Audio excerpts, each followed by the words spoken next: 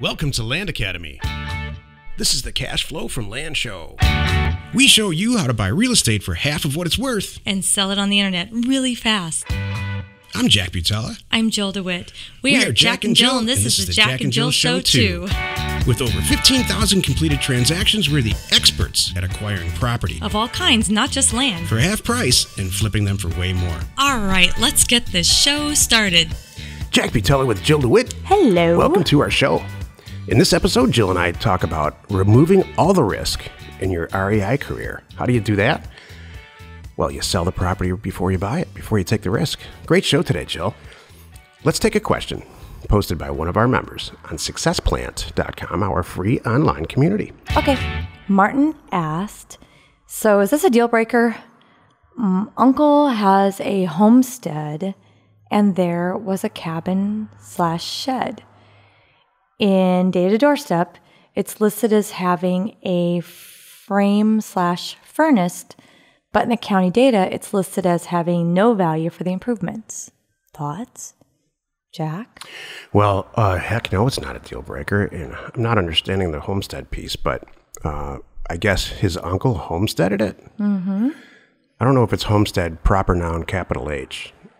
Sometimes people use homestead as like... Good question. I copied it as it was. Yeah, no, I'm glad. Sometimes people use homestead as a way to describe a type of piece of property like a plantation. Mm. You know, I have a homestead in New Mexico, meaning like a 40-acre or 1,200 acres, something spread, and there's a house. Now you can see it, you can picture it in your mind. Mm-hmm. Like you can picture a plantation in the South. So, but the technical definition of homesteading, which is actually a verb, not a noun, or it could be a noun, I guess it's both, is, you know, when the federal government ran its programs, whatever, during the 1800s to generate property tax. You know, long story short, they gave away property or sold it for literally like 5 cents an acre by the 40-acre properties so that people could sustain and sell crops and stuff, and so they could start a tax base to collect tax revenue and build infrastructure, roads and stuff. Wow. How's that for boring? Mm-hmm. I'm waiting. Just kidding. No, maybe think of something cool. Go ahead. Yeah, I doubt that this guy's uncle, because he's alive, homesteaded property. But, maybe, you know, so I guess what he's asking is, you know, is it listed as, what we teach is don't send mailers out. If you're going to buy land, don't send an offer to somebody who's got any value in the improved value scenario because you want to buy vacant property. If it's got improvements on it, like houses and stuff, it's just a different animal, and there's an appropriate time to do that, but you're not going to, usually don't get property for rock bottom prices like we like. So I think that answers the question. Well, Jill. I have a question, because it says in this one, I'm curious too, Jack, because this could happen. We've had this happen, where we send a mailer out and it doesn't have any improvements, and I look on the map and there's something there. So what do you think about that? Well, what I think about that is that they probably never pulled any permits, and they probably just, you know, especially because a lot of this property, almost all of it, is really rural. They just put some stuff up. The county never knew about it. They never asked for permission, and maybe you don't. Maybe the rules are in that county you don't have to. So it never hit the assessor's desk, and it never got reassessed. Property gets reassessed for usually because of two events. One is because it gets sold, or two, because you pull a permit to put some improvements on it, and then it triggers the assessor to say, oh, it might be worth more. And so that's what's happening. But if it's got zero value in the column and you send a mailer out, I wouldn't worry. I mean, it's just kind of like finding $1,000 in your suit from a year ago. That's what I was thinking. I was just thinking, you know what? It's not a bad thing. Great, there's something there. Fantastic. Little bonus. So I don't know if we answered that question at all, and I'm not sure about the frame furnace thing. I don't think it's a deal breaker. Is this a deal breaker? No. I don't know if he's asking, should I mail it? I don't know. This falls into Jill's whole thing. Are we getting a little too detailed here, or do we just want to do some deals and make some money? Right. I got to go with Jill on this. Let's make some deals and make some money. There you go. Hey, if you have a question or you want to be on the show, call 800-725-8816. Today's topic, remove all the risk from your REI career by selling the property before you buy it. This is the meat of the show. Yeah, Jill, so we have almost 300 shows now. And the top 1 or 2 or top 5, 10 shows that always comes out from our listenership is, we did a show a long time ago called remove the risk from your REI career. So I decided to do a follow-up on it because it's so darn popular. Because it's really, I understand why. Why would you want, if I can remove my risk, then why wouldn't I do it? So this is how Jill and I wholesale houses. We have a buyer already, a single buyer who turns a ton of houses. He's a flipper. Sometimes he just puts carpet and paint. Sometimes he really guts the thing, but he does all the work and the whole thing. But he's not good for whatever reason at sourcing deals like we are. So now we have a buyer long before we have a seller, and we sit down with him and say, hey, what do you want? And he says some version of this. Boy, if I had 10 properties in South Scottsdale, Arizona, that are about 12 to 1,500 feet, they totally need to be renovated. And if I could get them for $190,000 each, I could clean them up and turn them and make $80,000 to $100,000 each really quickly. Can you come up with those? Well, yeah. Mm-hmm. So now we took all the risk out of it. Now we're not trying to find property to resell it and market it or any of that. We already have a buyer, and we know this guy really well, and we know his source of financing, and we know he has a ton of money, and we know his history, and we laugh together sometimes, even when we're not doing deals. So then we build it around him, and we send mailers out, custom mailers out to people, to property owners who fall in that category. Now we've removed all the risk completely from buying property. I've watched our members do this in Success Plant. I have seen them buy, multiple 5-acre properties in X county, and then before they know it, they have one guy that wants them all.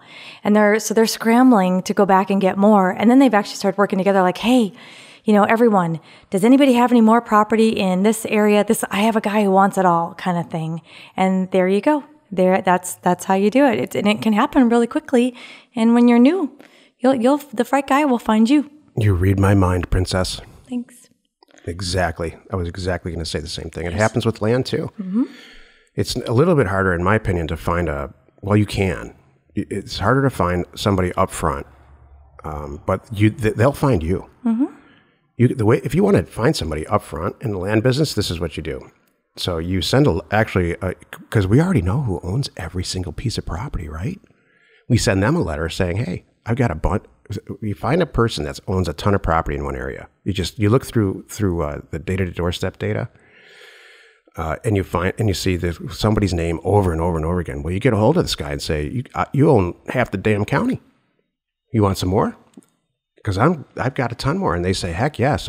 And then it's a version of that sentence I just said. Mm-hmm. Well, if I could buy 5-acre properties for $1,500, I would do that all day. And so you buy them for $500 and ship them out to the sky. And now you've removed the entire risk situation from the whole effort. To piggyback on you again, and just I don't mean to steal your stories, no, I like when you finish the thought. That's awesome. This goes back to the time that you were looking at a rental property somewhere, and so before I buy this rental property, I want to test this market and see how much I can get for the rent and blah, blah, blah, blah. So you created like a Craigslist or some posting like that and put this property up there, or a similar property, just a test one to rent to see how many calls you would get. Yep. And then based on the flood of calls, hey, look, I got 10 people willing to pay, $1,500 a month right now. Okay, I know this is a good investment. I'm going to do it. That's a great way. And perfect example. Mm-hmm.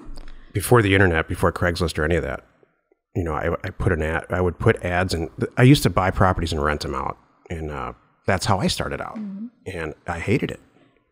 That's just not my thing. Some people are great at it. I loved the renting tenant piece, but what I hated was dealing with the real estate agents to try to buy the property properly, which is ultimately ended up in resulting in Land Stay and then Land Academy, sourcing my own property.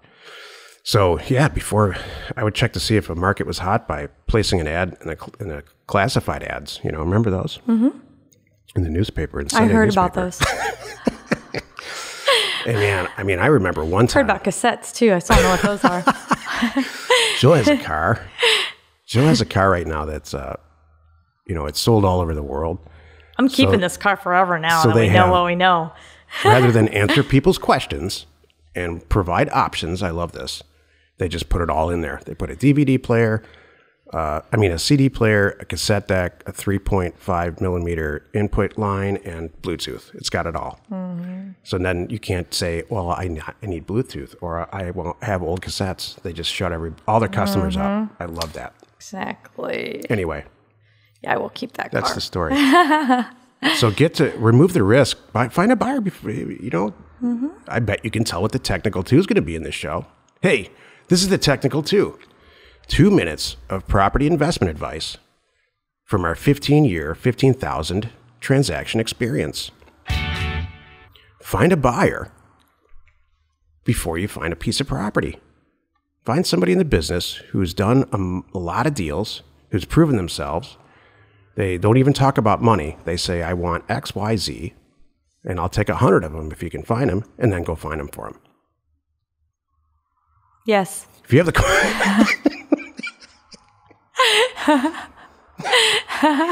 Instead of inspiration, because we're going to get to Jill's inspiration in a second, I'm going to say this is the repairing. Here, I'll do it 1 second. If you have a question or you want to be on the show, call 800-725-8816. Jill,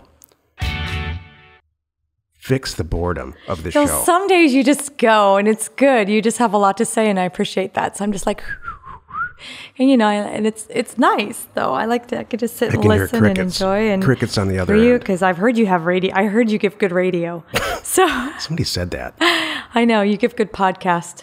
That's really good. Gosh, do we still call it radio now? I don't even know. Anyway, so you want to hear my inspiration? Yeah, absolutely. Okay. So I'll fix the show. I'll fix this show. Episode. Fix this. No, I'm just kidding. There's nothing to fix. So I've been thinking about having a reset button, and it's so nice. I have a reset button. We all have a reset button, and you know what? I use mine, and it's a good thing. We all need that now and then. What's a reset button? Imagine you're just, you're going down some path you're not happy with. You're not feeling yourself. Maybe it's physical, maybe it's mental. Maybe it's your financial situation. It could be anything like that. And sometimes we just need a reset button. And you don't have to gradually make a change. I don't. How I operate best is I just say, you know what? Today I'm hitting that reset button and I'm making the change. And we all need that sometimes. So I'm going to wake up and hit the reset button, and today this is how I'm going to look at things, and I'm not going to waver. This is the new me. And before you know it, a week has gone by, 2 weeks gone by, and you are that person. You did your reset, and it's all good. Mm-hmm. So does that make sense Heck yes. to you, Jack? Okay. I think that you can do it on a daily basis. Let's say your morning starts off a mess. You could hit the reset button at 1 o'clock. Mm-hmm. Or you could hit a decade reset button, which is more along, I'm all big picture and you're not so much sometimes. Mm-hmm. And, I'd hit the career reset button. Mm-hmm. And a decade's enough. Enough's enough. You have to say, hey, enough's enough in this stupid accounting job. Mm-hmm. I'm talking to myself now.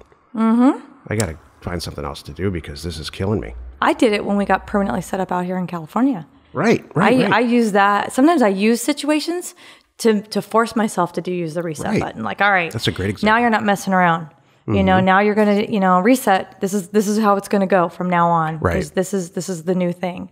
So, I love it. Excellent. So I love this. This is good stuff. Jill, this is a good inspiration. Reset button. There was That's all me. I came up with that. We all need a reset button. Like a plastic button, like a big, you could, you know what I mean? Yeah. Like the size of a smoke detector that you can push, reset button. Mm-hmm. I bet somebody's got that somewhere. I want a shirt. I think it'd be fun to have a shirt that just says reset. Seriously. Yeah. I like that. Oh, that's good stuff. So instead of escape. So join us in another episode where Jack and Jill discuss how to use information. That's me. And inspiration. That's me. To hit the reset button and get just about anything you want. We use it every day to buy property for half of what it's worth and sell it immediately. You are not alone in your real estate ambition. Cool show, Jill. It's cool funny. Cool show. Take the risk out of it, Yeah. I'm still thinking about the reset button. I didn't even realize how much I used it until like 5 years ago. My kid even brought it up about going to a new school and, you know, thinking about themselves, making new friends. You know, we moved to a different city and they were going to a different school and they were happy to have that reset button. I don't think they used the right term, but they were describing the whole thing. Sure. About, you know, you reinvent different yourself. Friends. Exactly. And I really want to pursue soccer and I want to do you know, and everything. So I'm like, yeah, that's exactly right. And you can do that. Good for you for thinking of this. So What if you have a bunch of pictures of you behaving poorly on Facebook? Can you still hit the reset button? well, you can, I guess, you can try. No, You know I've what? always wondered about this. You know what? I use Facebook for I think you business, and can. that's it. Like, I don't even, it's not social at all. I think you can. I totally think you can. Hey, you know why? Because a lot of people use it as a positive thing. I used to be that idiot, and look at me now. I mean, it can really be a positive. You used to be, boy, was I on the wrong path. But I cleaned up my act because it could be positive. And you can also say, too, I've heard people do this. Hey, I've been there. I know that struggle, and I turned it around. So you can, too. So I think you can reinvent yourself. Silver you lining, can be Jill. dancing topless on a bar in Mexico and turn it around. Wow. It's the after I show. just got a great image in my head, Jill, of you. So anyway, You know what? That made my day. thank you. I don't need to work anymore today. I go think about that. Nice. You know what we could do? What? Actually do that. No. No. And then film it and put it on Facebook. There's a good idea. And we'd either get a lot more customers or No. lose all the ones we have. Not going to happen. Sorry. Yeah. Yeah, please don't use your reset button to go backwards. You know what? Boy, was I boring. Boy, was I had all this money and I was take my top off enough. I was so boring. So I decided to cut loose, sell it all and go crazy Yep. and live in a hotel. No, don't do that. I wear too much clothing. No, Reset. no, don't do that. I mean, you can, but just hide it. Change your name when you do that one. I'm only ordering a hooker once a week. Oh, That's good. nice. Reset. That does not count. You can't make bad decisions and say reset every other day. Information and inspiration to buy undervalued property. Producers are going to love listening to this. We are Jack and Jill, and this was the Cash Flow from Land Show. We are the experts at acquiring property Of all kinds, not just land, for half price just so we can flip it for way more. and really fast. Thanks for listening. Let's go buy some property. If you want to get involved or you need more information about our profitable, niche real estate operation, call 480-467-0359. You just might get Jill at the other end of the line. Landacademy.com. You are not alone in your real estate ambition.